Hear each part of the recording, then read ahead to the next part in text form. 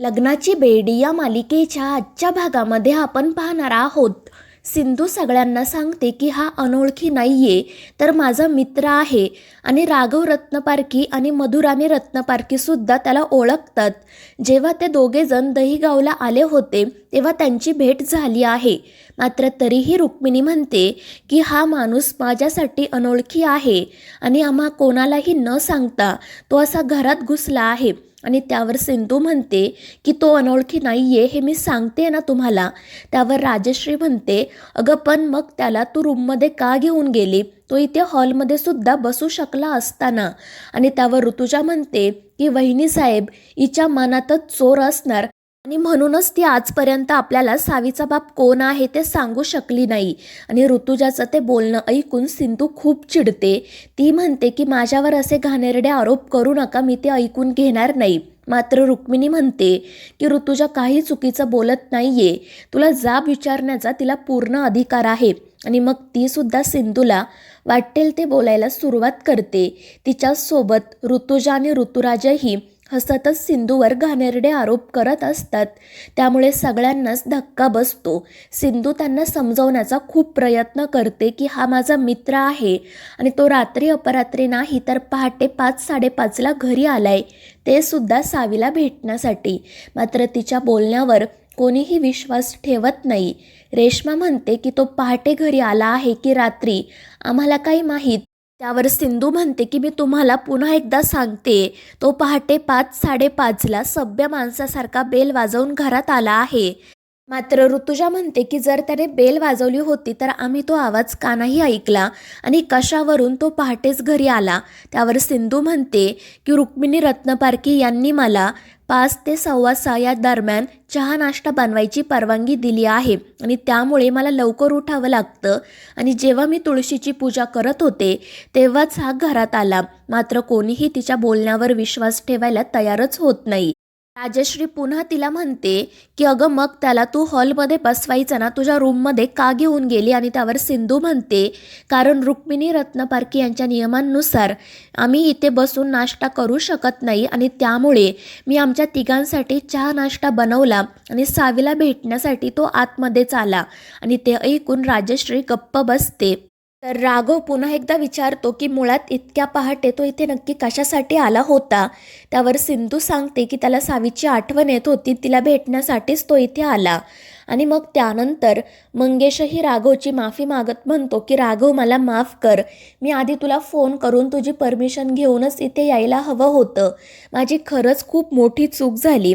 तर रत्नाकर म्हणतो अगदी बरोबर आहे, कारण जर तुम्ही आधी सांगून आला असता तर एवढा मोठा गैरसमज झालाच नसता. तर मंगेश म्हणतो पुन्हा असं नाही होणार. मात्र राघव म्हणतो की पुन्हा तू या घरात यायचंच नाहीये. आणि ते ऐकून सिंधू खूप चिडते. ती सगळ्यांना सांगते की हा सावीचा मित्र आहे आणि आम्हाला भेटण्यासाठी तो कधीही इथे येऊ शकतो. मात्र रेश्मा हसतच म्हणते अगं हा सावीचा नाही तर तुझा मित्र असेल आणि तिचा बाप असेल. आणि रेश्माचे हे घाणेरडे आरोप ऐकून सिंधू खूप चिडते आणि तिला गप्प बसायला सांगते. मात्र रेश्मा आणि ऋतुजा गप्प बसत नाही. त्या दोघीही सिंधूवर हसत असतात. आणि शेवटी राणी म्हणते की रेश्मा तू सिंधूवर वाटेल ते आरोप करू नको, मी ओळखते मंगेशला, तो तिचा आणि सावीचा फक्त चांगला मित्र आहे. मात्र त्यानंतर रुक्मिणी मोठ्याने ओरडून म्हणते की बास करा, आता मला या विषयावर काही बोलायचं नाही. मला फक्त इतकंच माहिती आहे की हा अनोळखी माणूस आहे आणि माझ्या परवानगीशिवाय या घरात आला आहे. त्यावर मंगेश म्हणतो की मी न सांगता इथे आलो, माझी चूक झाली, पण मी तुमच्या घरातील कोणत्याही वस्तूला हात लावलेला नाहीये. मात्र राघव मंगेशवर खूप चिडलेला असतो आणि तो मंगेशच्या बोलण्यावर विश्वासच ठेवत नाही. त्यामुळे सिंधूसुद्धा खूप चिडते. ती म्हणते की मंगेश मला आणि सावीला भेटायला कधीही इथे येऊ शकतो. मात्र रुक्मिणी मोठ्याने ओरडून म्हणते की आमच्या घरात ही असली थेरं चालणार नाही. आणि ती राघवला म्हणते की तू आत्ताच्या आत्ता या माणसाला अटक कर. आणि राघवसुद्धा कोणताही मागचा पुढचा विचार न करता मंगेशला अटक करण्यासाठी पुढे जातो. मंगेश त्याला म्हणत असतो की राघव प्लीज मला अटक करू नको, मी कोणताही गुन्हा केलेला नाहीये. तर रत्नाकर देखील म्हणत असतो की राघव आपण बोलतोय ना, मग तू उगाच त्याला अटक करू नको. मात्र ऋतुराज म्हणतो की दादा तू प्लीज मध्ये बोलू नको, वहिनी जे काही करते ते बरोबर करते. तर ऋषभही मंगेशची बाजू घेत राघवला समजवण्याचा प्रयत्न करत असतो. मात्र ऋतुजा त्याला गप्प बसायला सांगते. तर राघव रागाच्या भरात कोणताही विचार न करता बेड्या घेऊन मंगेश पुढे जातो. मात्र सिंधू त्याला अडवते. ती राघवला म्हणते की त्याने कोणताही गुन्हा केलेला नाहीये, त्यामुळे तुम्ही त्याला अटक करू शकत नाही. तो मला आणि माझ्या मुलीला भेटण्यासाठी इथे आला होता. हा काही त्याचा गुन्हा नाहीये आणि जर तुम्ही असं काही केलं तर तुम्ही तुमच्या वर्दीचा गैरवापर करताय असं म्हणावं लागेल, कारण माझे आप्पासुद्धा पोलीस होते हे तुम्ही विसरू नका. आणि सिंधूचं ते बोलणं ऐकून सगळ्यांनाच धक्का बसतो. मात्र रुक्मिणी तरीही राघवचे कान भरत असते आणि शेवटी अन्वीमध्ये पडत म्हणते की मामा तू प्लीज आजीचं ऐकू नको. ती मुद्दाम सिंधू मामीला त्रास द्यायचा म्हणून तुला हे सगळं सांगत आहे. ती सांगते ना की तो तिचा मित्र आहे, मग तू प्लीज सिंधू मामीवर विश्वास ठेव. मात्र अन्वीचं ते बोलणं ऐकून ऋतुजा म्हणते बघितलं ना वहिनी साहेब, या सिंधूने तुमच्या नातीचे कान कसे भरलेत ते. ती सुद्धा आता अगदी सिंधू सारखीच बोलायला लागली आहे. लवकरच आपल्या घरात प्रति सिंधू तयार होणार आणि ते ऐकून रुक्मिणी चिडते आणि अन्वीला तिच्या रूममध्ये जायला सांगते. मात्र अन्वी म्हणते की मी कुठेही जाणार नाही. परंतु मग सिंधूच तिला समजावते, त्यामुळे अन्वी तेथून निघून जाते. तर ऋतुजा म्हणत असते बघा वहिनी साहेब, या सिंधूने तुमच्या नातीवर कशी जादू केली आहे ते, आणि त्यामुळे सिंधू खूप चिडते. ती म्हणते की ऋतुजा रत्नपारखी आज इतकी वर्ष झाली, पण तरीही तुमचे दुसऱ्यांचे कान भरण्याची सवय काही गेली नाही. पण माझ्याच समोर माझ्यावर असे घाणेरडे आरोप केले ना तर मग याद राखा. तर ऋतुजा म्हणते तू काय मला धमकी देते का. आणि त्यावर सिंधू आवाज वाढवत म्हणते हो, हवं तर तसं समजा. आणि ते ऐकून ऋतुजा गप्प होते. तर ऋतुजा सगळ्यांसमोरच मंगेशला सांगते की तुला हवं तेव्हा तू इथे ये, जर यांचे पाहुणे इथे येऊ शकतात तर तू का नाही. आणि त्यावर राघव म्हणतो की अगदी बरोबर आहे, तुमचे पाहुणे सुद्धा इथे येऊ शकतात. मात्र मला फक्त एका प्रश्नाचं उत्तर द्या, आमचे पाहुणे दिवसाढवळ्या इथे येतात आणि हॉलमध्येच बसतात, मग तुमचे पाहुणे असे पहाटे का येतात आणि सरळ तुमच्या रूममध्ये का जातात. आणि त्यावर सिंधू म्हणते की मिस्टर राघव रत्नपारखी हा आमचा वैयक्तिक प्रश्न आहे, तुम्ही प्लीज यामध्ये पडू नका. मात्र रुक्मिणी म्हणते की मला याबद्दल आता पुढे काहीच बोलायचं नाहीये. आणि ती पुन्हा राघवला मंगेशला अटक करायला सांगते. आणि ती असंही म्हणते की आता या माणसामुळे मला माझं घर पवित्र करावं लागेल. आणि त्यावर सिंधू म्हणते की तुमच्यासारख्या सुशिक्षित लोकांचे इतके घाणेरडे विचार असतील असं मला खरंच वाटलं नव्हतं.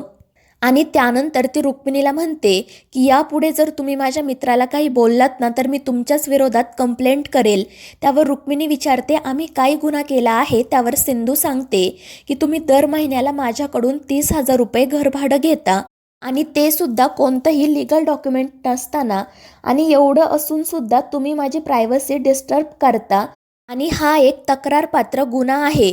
माझ्यावर विश्वास नसेल तर तुमच्या पुतण्याला विचारा. आणि सिंधूचं ते बोलणं ऐकून सगळ्यांनाच धक्का बसतो, कारण रुक्मिणी तिच्याकडून घरभाडं घेते हे राघव, रत्नाकर, ऋषभ यांना माहितीच नसते. आणि त्यामुळे राघव रुक्मिणीला विचारतो की काकू हे सगळं खरं आहे का. मात्र त्यावरती काहीच उत्तर देत नाही. आणि त्यानंतर सिंधू पुन्हा एकदा मंगेशला सांगते की तुला जेव्हा हवं तेव्हा तू आम्हाला भेटायला इथे येत जा. आणि त्यानंतर ती त्याला सोडायला बाहेर जाते. ती मंगेशची माफी मागत असते. तर मंगेश म्हणतो की सिंधू तू प्लीज माफी मागू नको, आणि मी इथे जवळच राहतोय, आपण नंतर बोलू. आणि मग तो तेथून निघून जातो. तर सिंधूसुद्धा रागातच तिच्या रूममध्ये जाते. तर दुसरीकडे रुक्मिणी म्हणत असते की ही मुलगी आपल्या घरात असली थेरं करत असेल, माझा तर अजूनही विश्वास बसत नाही.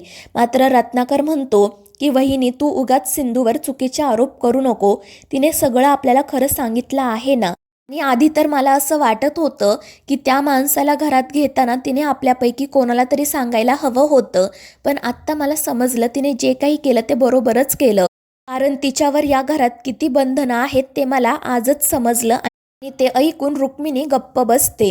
तर रेश्मा मुद्दाम तिला विचारते की त्या सिंधूने तर तुमचे नियम मोडले आहेत ना, मग तुम्ही तिला काय शिक्षा द्याल. त्यावर ऋतुजा म्हणते की तिने राघवच्या आयुष्यातून कायमचं बाहेर जाणं हीच तिची शिक्षा आहे, आणि मग ती सिंधूला त्रास व्हावा म्हणून राघव आणि राणीच्या लग्नाची ग्रँड पार्टी ऑर्गनाईज करते. तर मित्रांनो, या मालिकेच्या पुढील भागांमध्ये आपण पाहणार आहोत सिंधू पार्टीच्या दिवशी घरातून बाहेर जाते आणि सगळ्यांना सांगते की काळजी करू नका, माझ्यामुळे तुम्हाला कोणताही त्रास होणार नाही आणि रिसेप्शन संपल्यानंतरच मी घरी परत येईल. तर मित्रांनो, या मालिकेच्या पुढील भागांच्या अपडेट्ससाठी आपल्या चॅनेलला सबस्क्राईब करा.